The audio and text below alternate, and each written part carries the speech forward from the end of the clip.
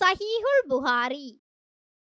ஹதீஸ் 296.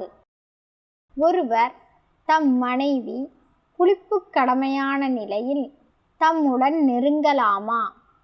மாதவிடாய்க்காரி தமக்கு பணிவிடை செய்யலாமா என்று உர்வாவிடம் கேட்டதற்கு உர்வா, அது எல்லாமே என்னிடம் சிறிய விஷயம்தான்.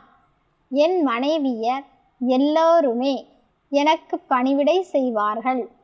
அவ்வாறு செய்வதில் யார் மீதும் எந்த குற்றமும் இல்லை.